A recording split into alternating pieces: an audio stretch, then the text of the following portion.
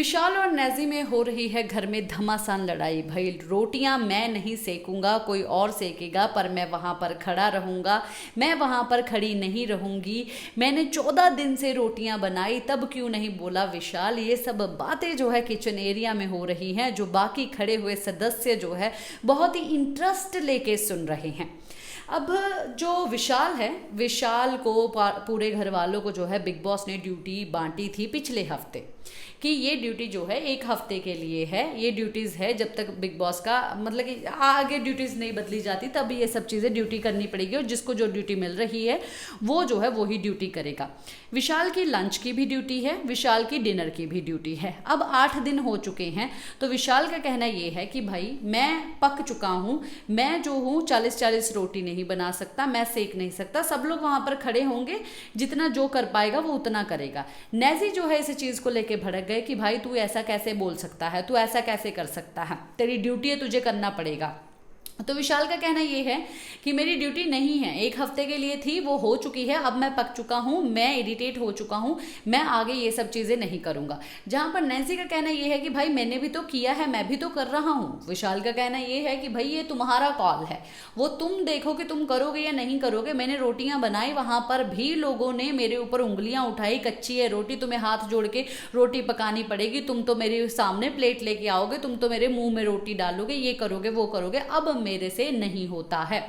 तो वहां पर चंद्रिका भी इसमें घुस गई।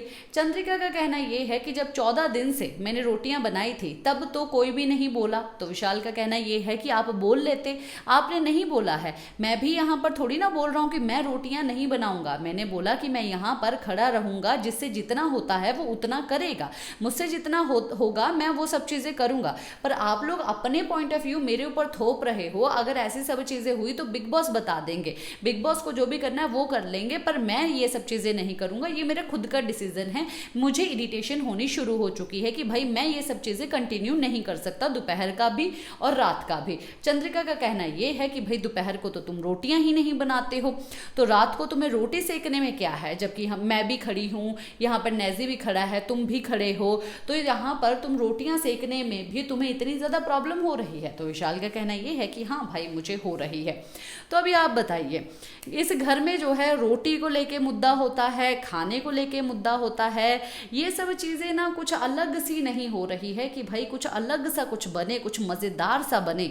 बिग बॉस OTT सीजन 2 में भी कुछ मज़ेदार सा था। मनीषा, रानी फुकरा, इंसान, एल्विश, ये सब लोग मज़ेदार से थे, जो कि पूजा भट्ट के बारे में ऐसी ऐसी बातें, डिकोट ऐसी ऐसी चीज़ें करते थे कि मज़ा ही आ जाता था सुन के। और दूसरी ओर पूजा भट्ट और बेबी का ऐसी ऐसी बातें करते थे कि उनके बारे में भी सुन के काफ़ी ज़्यादा मज़ा आता था कि ये दोनों कितनी ज़्यादा गलत है, कि भाई इन लोगों के बारे में गलत सोच रहे हैं। यानी कि बेसिकली बोलूँ तो मज़ा बहुत आता था। पर अब इस सीज़न में ऐसा क्यों नहीं हो रहा? स्टार्टिंग में बड़ा मज़ा आ रहा था, अब जो है कहीं ना कहीं ठंडा पड़ते हुए जा रहे हैं कंटेस्टेंट। सिर्फ रोटी चावल दाल को लेके ही लड़ाइयाँ हो रही हैं। इसी के साथ मैं लेती हूँ इजाज़त। नमस्कार।